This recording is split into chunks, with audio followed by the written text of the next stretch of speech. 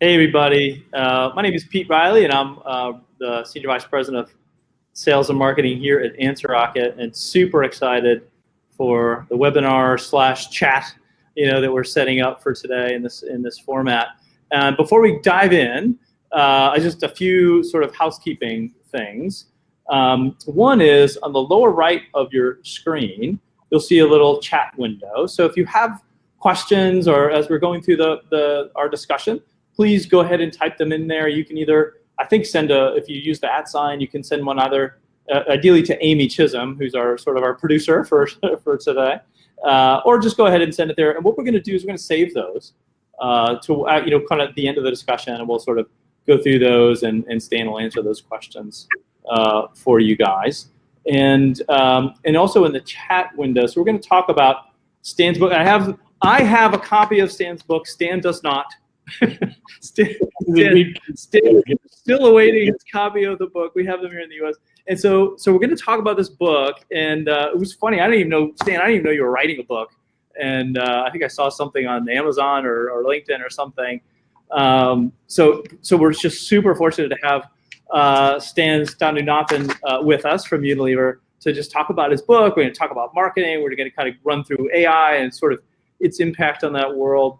But enough of me. We want to really hear from Stan. So Stan, welcome to the webinar, and introduce yourself. Tell us a little bit about you and your background, and then we'll start kind of diving into some questions. Great. Thanks, Pete. I'm Sthanunathan. I'm the EVP of Consumer and Market Insights here at Unilever, based in London. I head up the function globally. I've been with them for close to 6 years now, doing this job. And prior to that, I was with the Coca-Cola company based out of Atlanta, and I was heading up their marketing strategy and insights function. And I spent close to 17 years with Coke, working all around the world, physically located in close to 6 different countries. And before that, I was in a market research agency, a business in a couple of places. So that's my professional career, so to say. Awesome. And Stan, I know we talked about this before we sort of jumped in, but I was on your LinkedIn profile, and I always find it interesting to see sort of where people started and sort of where they ended, and I love hearing that story.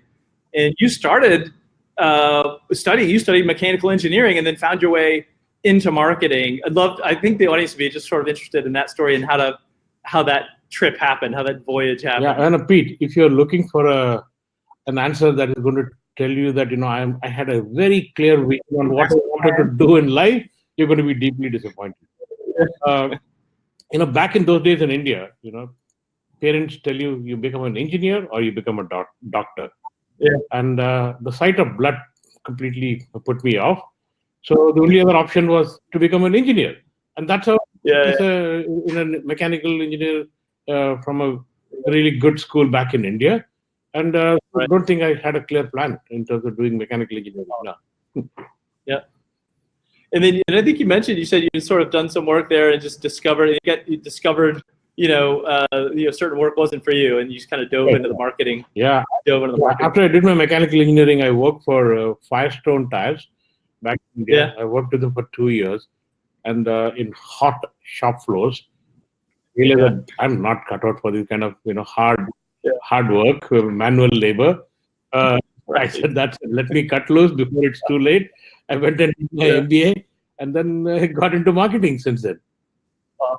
Awesome. Well, so obviously you've had an awesome career with Coke and Unilever, and I think even before that, providing insights to those kinds of companies. What do you love about what you do? I mean, obviously you're doing this for a really long time, and you have a real passion for it. What is it that you love about this work? I think the word that comes to my mind is discovery. This is one profession where every day you find something unique and different. And that kind of really excites me, because no 2 days are similar. And I can't think of too many other professions where you can say that. Yeah, you have that. Yeah, awesome. So, and obviously, over your career, you've seen a lot of change. In your mind, what are some of the big changes that have sort of happened over the scope of that career? That career, okay. I'll be dating myself right now. Because I started my career in market research in the paper and pencil era, and punch cards for getting the data. And still remember the days when I have written programs in Fortran. I think most people won't even remember that as a language anymore. I am painfully familiar with Fortran also. So, I come from a punch card Fortran era, and the big powerful machines had 256 KB memory. Wow. 256 kilobyte, gigabyte. But then, since then, computers have absolutely revolutionized every walk of life and even market research.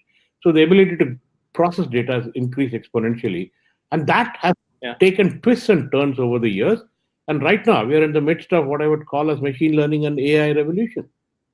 Yeah. And so, what is it that's a lot has certainly changed. And in addition to the things you talked about, I mean, obviously the scope of the data available and so on is just incredible. Yeah.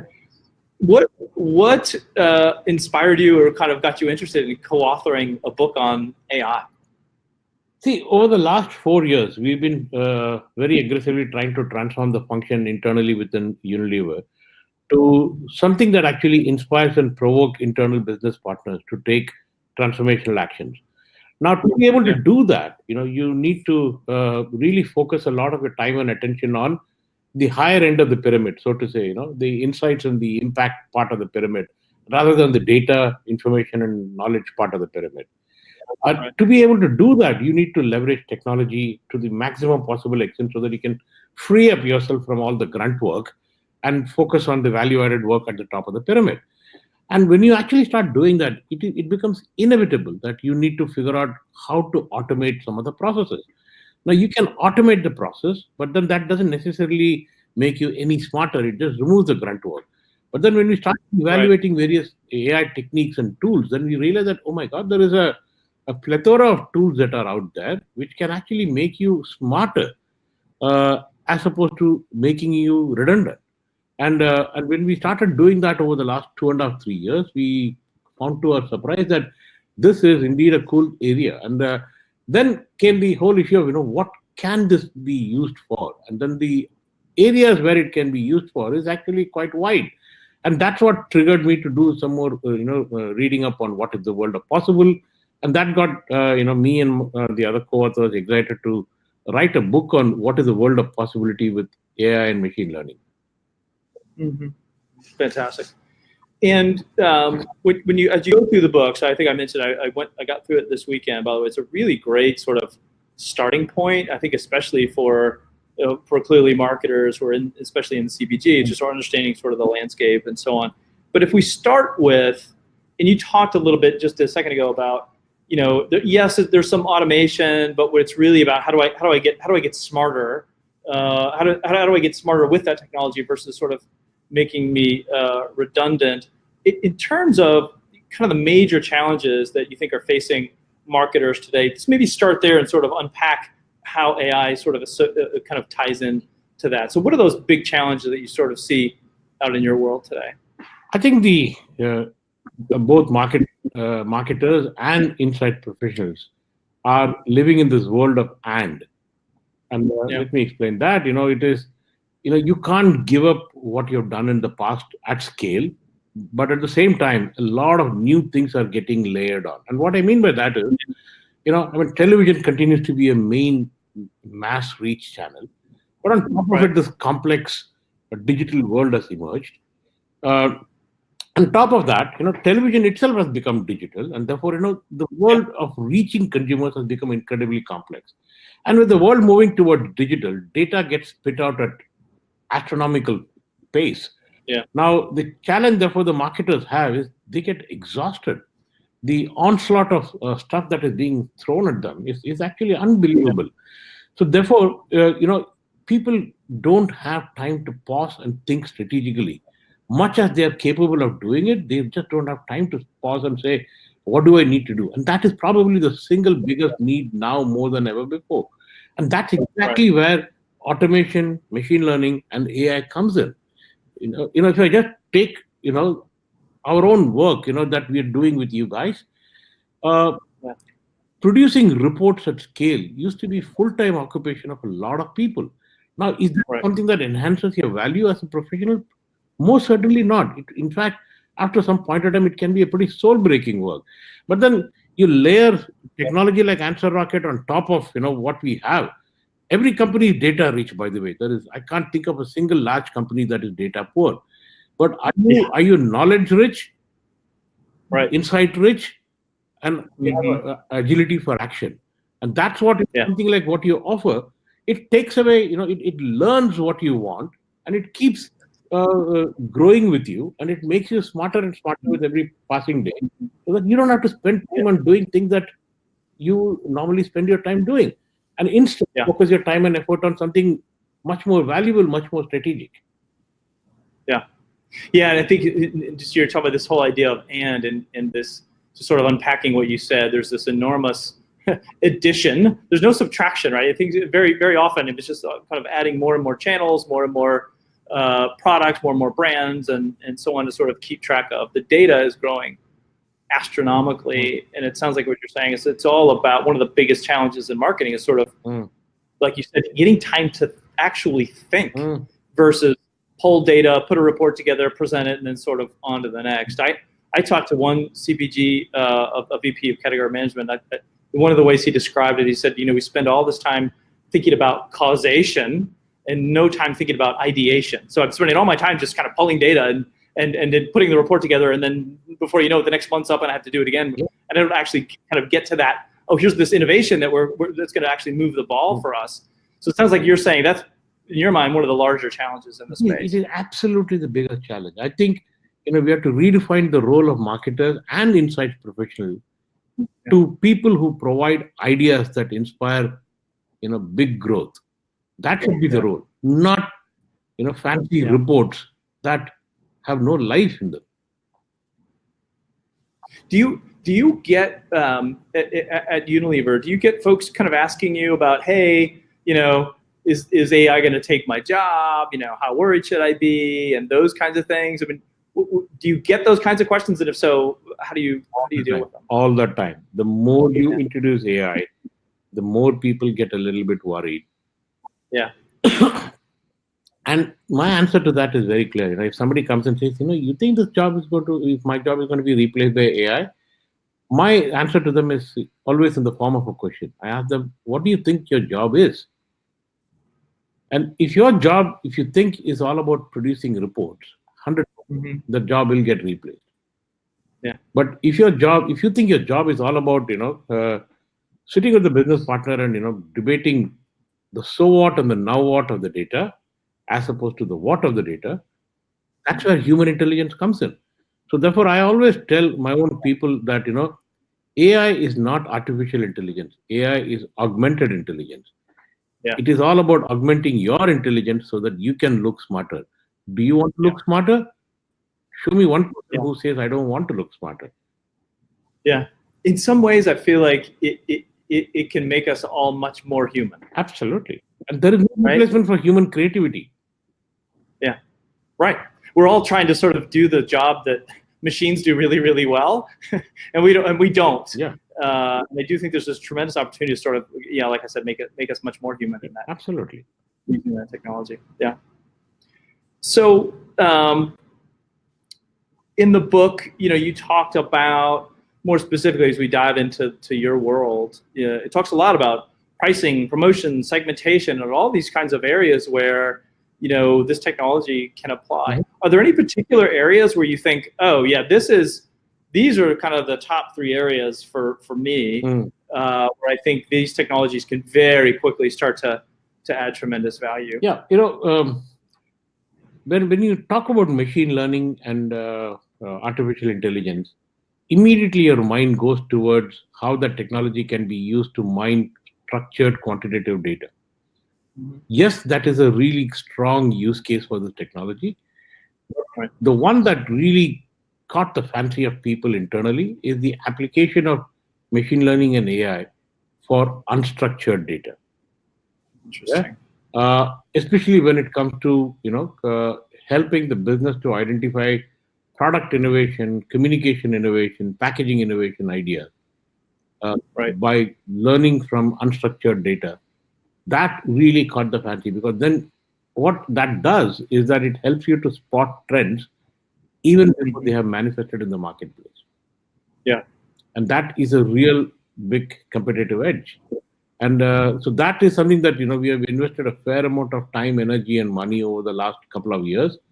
And it's really doing very well for us. So that's one big use case, using AI and machine learning for unstructured data. Pricing is another big one. Pricing, I don't think it is as simple as, taking price elasticities and taking price decisions based on price elasticities alone. Right. Or it is not just about taking a marketing mix model and based on that, taking decisions on how to, spend money across multiple levers of marketing. Right. This is becoming a much more complex world. It's becoming a much more complex world. And that is one area where AI is actually helping to create dynamic pricing. Obviously, dynamic pricing, and I say it's not something that can be executed on a daily basis in the trade, but it is much more dynamic than it was ever in the past. Yeah. Are you finding that in terms of kind of digital e-commerce and those kinds of things, are you guys seeing sort of the value from getting data by just interacting more online? Is that part of your strategy to sort of gather more of that information to empower these kinds of algorithms? It is, to the extent you can lay your hands on the data. If you look at all the leading e-commerce providers, the level of data that they share is quite limited. Yeah. Right. Even if you're a really big seller on that platform, you have limited amount of data. But then there are other ways, legally, of course, you can actually get a fair amount of data. And as I said earlier, the digital world has started spitting out data left, right, and center. So the question is, you can spend your entire lifetime aligning this data, or you can unleash AI on that. And it almost borders on unstructured data at that stage, right? And true. So how do you actually unleash AI and machine learning on the so-called semi-structured data and get good signals on the basis of which you can act? And that is something that, I think, that is underpinned by the need of marketing transformation that is going on. From the marketing is changing from mass marketing to mass customization to hyper-personalization. And if you're heading in that direction of hyper-personalization, if you have perfect information, doing hyper-personalization is very easy. The e-commerce providers, they have perfect information. They can do hyper-personalization on their website. But as a CPG company, we don't have perfect information. So with imperfect information, how do you fill the gaps and how do you towards hyper-personalization? And that's where, it is inevitable that technologies like machine learning and AI will be useful. Yeah, it feels to me like, just more off of what you're saying, data, one of the things you kind of learn in the book, and I've heard in other places, is that it's sort of AI machine learning sort of move you from this model from telling the computer the rules to the computer sort of looking at the data and figuring out the rules. Yes, absolutely. And so when you sort of realize that, you start to think, well, okay, my competitive advantage to some degree is based on the data that I can feed these things. And I have to feed it good data, because if I feed it biased data, then I'm going to get biased answers out the other end. So it's very important, it seems to me, to get competitive advantage, to be the one who's sort of really good at collecting this data, assembling this data, so that I can really empower these algorithms to get this benefit that you're talking about. But again, I just want to manage expectations here. If you feed good quality data, computers will figure out the algorithm.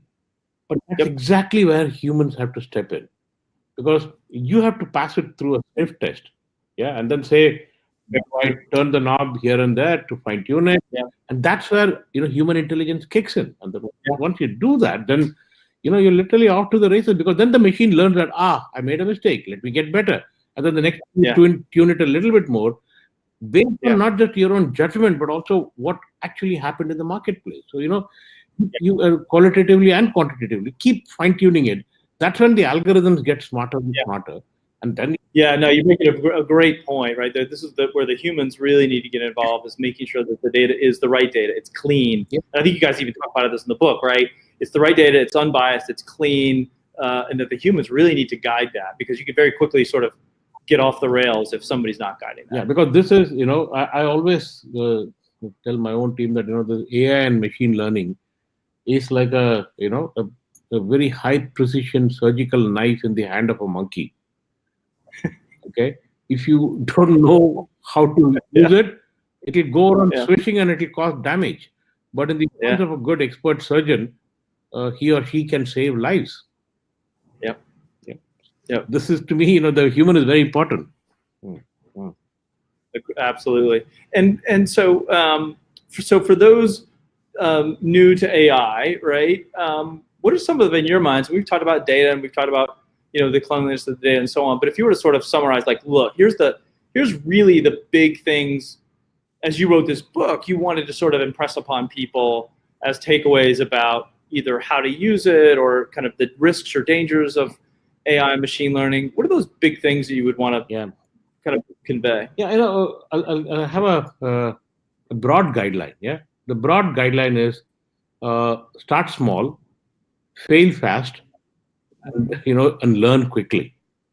Because if we wait for this, big bang, mother of all Uber solution, you'll be here for a very long time. Is all I would say. And again, I'm not saying this because you're on the call here, Pete, but it's not that you are a huge multinational AI company. Yeah, no, we're not. you're an agile, nimble company, and and there are many companies like that. In that, everybody operating in their own niche. Right. You have to be patient with these things. You start with somebody, try something. Usually, people expect perfectly cooked solution on day one. Right. It doesn't exist in this space. It doesn't exist. Everybody is learning, so just have mindset. To me, the biggest thing is the mindset. You walk in saying that we will make it work together, as opposed to saying, "Oh, your solution doesn't work. Next." Because if that is the mindset you have, the next one will also not work. So it has to be a mindset where you say, "Okay, I'll roll up my sleeves and I'll work." And it won't be the right solution the first time, but it doesn't mean that the provider is the wrong provider. And how do you, so obviously experimenting and working with companies and sort of, it sounds like, iterating and being fast in terms of failing fast and sort of not jumping to the next thing too quickly, or some of your big pieces of advice. How do you, in a culture, in a company as enormous as Unilever, how do you sort of create that culture and that attitude and that spirit? Is that easy, or is it hard? Like, what are some of the things that you've done to sort of create that? It is. I wouldn't say it is a piece of cake, but I wouldn't say it is rocket science either. Yeah. I would always classify it as a one-third strategy. So when you try to bring about a big cultural transformation, you have 1/3 of the people jumping in enthusiastically and saying, "Love this, I want to future-proof my career, sign me on," and they do really good stuff. I would use them as, the evangelists within the company to spread the religion. The other 1/3 are, they have a positive frame of mind, but they're sitting on the fence, saying, which way is the wind going to blow? But if you can really energize the 1/3, key is to identify the first 1/3, energize them, and convert them into strong evangelists, because then they'll bring the second 1/3 under the tent. And the third 1/3 will consist of people who say this too shall pass. Yeah. And I'm not saying that you don't, you need to let them go, because they have certain strengths which the organization needs. But then it is a little bit of a tougher conversion, but then they will eventually get there. But then when they see that, the tsunami is coming at them, then they jump on board. And when they see that there is a huge impact being created, then they want to be part of the party. Yeah. Any advice you have for sort of younger folks just getting into consumer goods and analytics and so on, and your insights, for example? What advice would you give to them? Well, if I'm starting my career all over again, the first and foremost thing I would do is actually sign up for a few coding classes. Yeah, I am not signing up for coding classes to become the world's best coder. That Right. that's not what I'm after. But what I want is a good appreciation of what it means to code. Yeah. Yeah, uh, because I mean, if you look at social listening data and you want to, if you don't know how to code, you can actually break the bank Yeah. by writing a wrong code. Yeah, Yeah. you could be searching the whole World Wide Web, and you'll be dumped with a huge amount of data, whereas you didn't actually want that. So learning Right. how to code is actually a very important thing. Yeah. Yeah. And so that I would say spend time on coding. Number one. Number two, I would say is, you know, if you try to learn everything on your own, you'll be here for a very long time. Yeah. So to rapidly upskill, there are lots and lots of bright people who have great podcasts in the tech space. I would say, listen to those podcasts on the way to your work or Yeah. in the shower, wherever it suits you. But listen to the podcast. They actually very strongly, broaden your thinking, and Right. Right. it tells you what is the world of possibility. Yeah. Those are two things I would do. And Yeah. Yeah. never ever forget the art of insights. Don't think that insights is just pure science. If you can't balance it with art, you'll become a nerd. Yes, nerds have a very strong role in the society, Right. but if you are one, then you become the world's best nerd. But there are Yeah. only few of them. So Yeah. I am not a nerd. I can tell you that. So therefore, I have to strike a balance between art and science, because that's when I think I become Right. the best that I'm capable of. Yeah. Really interesting advice around coding. I find for me personally too, it just helps to understand just what, like you said, like what's possible. It sort of just helps you. You can challenge people and say when something this can't be done and what have you. So you sort of have enough of an understanding to maybe push back and because you do have sort of that understanding in the podcast, I think is a good recommendation again. But this idea of what's possible, what are people doing, and so that I could bring into my environment. Yeah, it's good advice. So how? So I'll kind of pause there, Amy. So we're kind of about 30 minutes in, and do we have some questions? We want to open it up to questions. So before we do that, so anything else that we sort of didn't ask you about Stan that you'd want to sort of just impress upon people, or do you want to go? Are you ready to go to questions? Whichever way, Pete. I'm perfectly fine. All right. Well, let's see where the questions take us. Right? So do you want to just start? We have one here on the screen, and it says, "Hey, Yeah. what are the biggest challenges you see for AI platforms available today, and the organization behind these, in improving quality of insights derived, and what would you like to see change?" Yeah, I think that's a great question. So there is a divide between the companies that provide AI technology and the users. Yeah, it's almost like these two people are speaking two different languages. Imagine, Pete, you and me are sitting in a room, and there is somebody who comes and does presentation in French. And I don't know how good is your French, but my French is not good.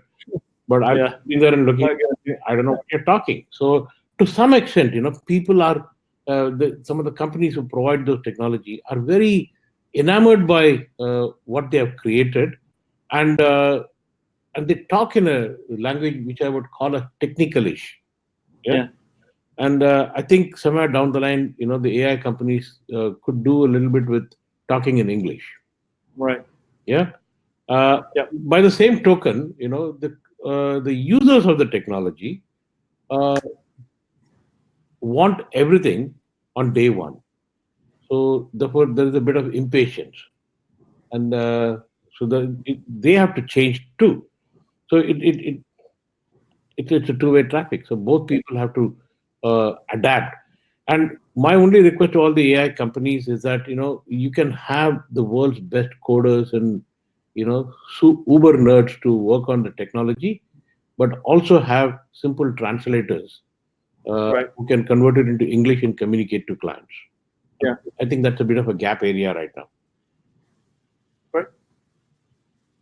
And John, looks like John has a question as well for you, Stan. Yeah, can Stan give us some specific non-commercially sensitive examples of how AI has been used, please? Please. Wanted to start with your own company, Pete. AnswerRocket and how we have used it, and then I'll give you example of another company called Machine Vantage, with whose CEO I co-authored that book, and both are actually phenomenal. So, and we have a massive data lake within Unilever. Right.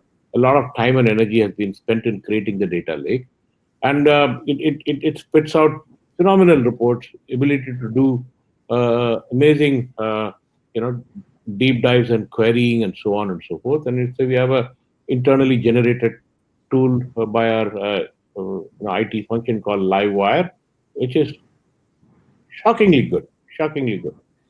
But it tells you the what. Yeah. Right. Well, do I have time to go through 31 clicks to get to the output? Right. Sometimes I need to do it, but very often I need a quick answer. And that's where, something like, what you've created makes my life bloody simple. And especially when it is intuitive, and when I can literally ask questions and I get answers, and then it remembers that I asked these questions 3 times, and therefore the 4th time it is already up on my screen, and I don't need to bother asking that question. And what it has learned about me is very different from what it has learned about my colleague. So everybody thinks that they have something that is customized and has been created for them. Right. Now that saves phenomenal amount of time. How often, as insights professional, we have had people coming internally and saying, "Can you customize this report for me?" Yeah. Right. And now, go forth and multiply. You want to customize it, do it. Right. You have the power is in your hands. Go out and do it. Actually, the power is in your voice, not even in your hands. So I think that's one really good example of how AI has been used to unlock capacity within an organization. I was talking about AI and machine learning in applied to unstructured data. So I can talk about this example because it is a product that is out there in the market. The firm belief is that people are influenced by the movies they watch, the soaps they watch, the songs they listen, and the books they read. Yeah, that's reality. Yeah, and I can give you examples going on and on. Yeah, the question is, can you humanly analyze all these things to come up with what are the emerging trends? Because there are millions of songs. Now, what this technology, from this company called Machine Vantage, has been able to do is to identify it at scale. It analyzes all these songs and movie dialogues and soap dialogues and so on, and it actually helps us to spot trends, and it can layer on top of that the brand's, architecture, and it actually gives you a set of possible spaces where you can actually go out and innovate. And more importantly, it also tells you a few interesting ideas that you might want to actually explore. Now, that is a process that could take forever. But now, because machines can work 24/7, they actually do this in a week or 2. And that resulted in a product called breakfast ice cream. Okay. And when we initially presented that idea to Ben and Jerry, right, the CEO of Ben and Jerry said, "Cool, this is counterintuitive," but he said, "Why not? If people can have 2 big donuts, why not ice cream? Why not?" And he quickly called his the ice cream maker and said, "Can you do cereal flavored ice creams for me, a lab batch?" And sure enough, a couple of days later, cereal flavored ice cream was there. Put it in the scoop shop, started selling. He brought forward the opening of the scoop shops, and then he said, "Okay, now that it is selling reasonably well, I'll put it in package format and I'll put it in the trade." And then, lo and behold, 9-10 months later, some of our competitors have also followed with ice cream for breakfast. Now, I rest my case. This is something that you never thought of as an idea. Yeah. Very, very cool. Yeah. So it looks like we have another question. Where do you expect most benefit from machine stroke deep learning, data quality, segment discovery, consumer journey optimization, etc.? I think it depends on what is the problem that you're facing. Yeah, and I can see machine learning and AI getting applied to every one of those areas that you just outlined, because data quality is such a massive space. If you have to humanly identify outliers and issues and challenges, we can be there for a long time. But if you train the machine to do that, it actually helps you to come up with all the anomalies fairly quickly and spit out the ones that cause bad data quality issues and throw them out. So again, that's a really big use case, because that is probably the lowest form of grunt work that mankind can do. Yeah. And you let loose a machine with a good algorithm, it spits it out in a fantastic segment discovery. Then we're getting into a little bit more of a strategic space. And I was telling you about the whole ice cream example. That's a discovery of a segment for ice cream which did not exist. Yeah. And it became a complete white space, and it go after it, and it actually makes a lot of sense. Yeah. Now, consumer journey optimization, boy, that's such a critical area in today's world. It's a super critical area. Consumer journey is to be following, the good old IDA model: awareness, interest, desire, and action. And it was a relatively linear model. And then people said, okay, it has 4 corners of triangle, and it can go from any corner to any corner. But even that is not complex. But today's consumer journey, holy mother, it is really complex. It is super complex. And if you have to really identify what are the dominant pathways for consumer journey, if you have to do it manually, God help us. Yeah. And this is exactly where machine learning and based on a massive amount of data that can be thrown into it, helps us to understand consumer journey. And then, more importantly, for each intersection points, how do you actually connect with consumers? And therefore, at those nodal points, understand how consumers, what is the mindset of the consumer, what makes them tick, what doesn't make them tick, and if you can get that right, you can get your pricing right, you can get a whole lot of things right, and this is something that needs to be done at scale, and that's what machine learning does. Yeah. We have one from Afraz. The potential for AI in marketing is huge. What is the best way of identifying opportunities within an organization?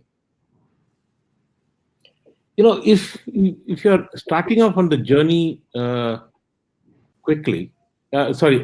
just now, then what I would say is don't go for the biggest opportunity. That would be my learning. Yeah. Because if you go for the biggest opportunity, you're creating an expectation that it is going to be solving all the problems in this world. Yeah. But the reality is, I have to learn, the business has to learn, the partner with whom you work has to learn. There are a lot of people who have to learn. So I would always go with a below the radar, relatively small experiment. Don't break the bank on that one. Do a quick job, and when you get some really good impact, do a bit of internal selling, and then you focus on the bigger problems. So start small. As I said, start small, fail fast, learn quickly, and then iterate, and then scale it up very quickly after that. Yep. Awesome. Amy, do you have any other? Is there another question coming? Oh, sorry. I got another question here. Is this the one at the bottom here? So this one says, what do you do if your marketing team is excited about using these new technologies, but maybe your IT group is not really there? They may be busy with other things and so on. So how do you kind of drive some of that innovation in the enterprise where you've kind of got to get these teams together and maybe they're not exactly in sync? That's a great question, because this is obviously coming from someone who's working in a medium stroke large size organization. Yeah. But this is a classic dilemma that we all face. I go back to my start small, because when you do something small, you can fly under the radar. Yeah. Yeah. If you get a huge, monstrous company with some phenomenal AI capability, if you try to bring them in, then it becomes a highly visible initiative. Right. When it becomes a highly visible initiative, then everybody and their mother-in-law would jump in, and then you will have meetings after meetings after meetings. Yeah. You're trying to figure out what is the agenda for the next meeting. Yeah. So it could slow you down. So, so my thing is, fly under the radar. Yeah. Do some things, which is not exactly high visibility. Somebody would turn on and think, oh, the guy is crazy doing something, which is fine. You can be the crazy guy who does something. Right. But start small. If you get, the moment you find that there is a steering committee that has been formed, then you know that you have lost the plot. Yeah. In a steering committee, everybody is trying to hold the steering and drive the car. It doesn't drive that way. Yeah. Yep. So, Amy, do we have any other questions? Looks like we have one more. Yeah. One of the risks of AI-based consumer insight is perhaps the complexity of the inner working of the model. How do you place boundaries on what AI can uncover about your consumers that you may not really want to know? Example of pattern discovering pregnancy. That's a $1 million question. That's $1 million question. I think this is where ethics comes in a big way. Yeah, I mean, I presume you're referring to the big thing that happened about 6 years ago on how the company knew pregnancy of a teenager before the girl's father knew. Yeah, I believe it was Target that had a promotion or something like that. Back to the. This is where I would say, you don't even need augmented intelligence. I would say you need basic intelligence. Yeah. I mean, for God's sake, don't get into such private spaces. Yeah. Yeah. And machines are machines, right? They don't have emotion. They will spit out what the data tells you. But we have to be very, very careful. And then, can I define boundaries to prevent the machine? Then it might probably not spit out the right answers in other areas where I want the machine to spit it. But then this is exactly where I would say, when you look at a data like this, we need to have some moral compass that we define for ourselves within a company and use the moral compass to say, no, I shall not activate this. Yeah. I mean, you can, there are lots and lots of things that you can do, which there are numerous scraping technologies that are out there that can scrape everything from, every single social media platform. Would I ever use the scraping technology over my dead body? Because that is ethical. But would that mean I would have more data than anybody else? Of course, I will have more data than everybody else if I scrape. But then you will get caught. It is a question of time. You will get caught. So you could define your own moral compass and then stay within that. I think this is a very, very, this is something that I really worry about AI, because uncontrolled AI can go berserk. As Stephen Hawking said, AI is the greatest invention of the century. It could also be the last invention of the century. Yeah, and it's funny how it keeps coming up around, we talk about the role of humans and all this, and so there's this role of making sure that the AI is fed properly, right, and with not bias and so on. There's a role in just making sure that the goals of the AI are ethical. And so it feels like, to me, it just puts more and more, as I learn more and more about it, it just feels like it puts more and more emphasis on us to be really human, and human in the best possible way. In the best possible way. Hey, I have a really fantastic story on, how to define ethics in AI. Yeah. So, this Roomba kind of vacuum cleaner, right? They are basically AI machines, right? They run around the house and clean based on where the dirt is and so on. So, a group of scientists who decided to take a machine like that, I'm not saying that this was done by iRobot company, but the group of scientists decided to take that machine and they said, okay, let us make this machine a super learning machine. So the machine figured out that, okay, room 1 is the one that gets dirty more every day. Room 2 and 3 don't get dirty. So I will do that second day or third day. And it goes to room 1 every day, clean the room. And then it says that, okay, it kept on learning where in that room it is going and what kind of dirt is being done. And finally, it figured out that actually my job is to keep the room clean. and I will do what it takes to keep the room clean. And I will eliminate the person who's making the room dirty. That is the ultimate level to which it can go crazy. Now, is that what we want? No. You'll have a clean room, but there's nobody to live there. Yeah, I would like to be able to use it every once in a while. Sure. Yeah, absolutely. There's this huge, huge set of challenges in front of us. I think as we both, learn about this and go down our respective paths.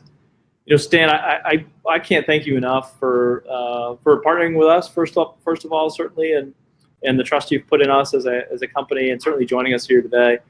Congratulations on getting your book. If everybody hasn't gotten their copy, like Stan's got his copy yet. I definitely suggest you get out there. It is getting released only on 16th of this month, so I'm waiting for my own book. It's soon. But to me, if I were to sort of summarize a lot of what I heard from you, tell me if you agree. Today a lot of our jobs are sort of filled with a lot of things that sort of take up our time, but when you really look at it, they're either A, drudgery, or B, things that maybe we're not great at. And there's this really a tremendous set of possibilities to sort of take that drudgery away, automate some of those things, and really enable us to do things that we're really good at, is creating and coming up with ideas and driving growth. All along the way, having to sort of manage all that we said around inputs and ethics and how we use it, but ultimately make us a lot more human and a lot more interested in the work we're doing, and really take us forward to hopefully a much better state of being human and getting done the things that we need to get done every day and find interesting and exciting. Absolutely, Pete. Absolutely. Awesome. Never underestimate the power of human intelligence is all I would say. Yeah, fantastic. And the final advice I think that I heard from you is start small, fail fast, but it's time to jump in and learn and start figuring out how this applies to your enterprise or department or business or what have you. Exactly. Awesome. Okay. Well, Great. Stan, thank you so much. My we pleasure. appreciate you joining us, and take care, everybody. We'll talk again. Hopefully, Stan, fairly soon. Happy holidays to everybody. Happy holidays.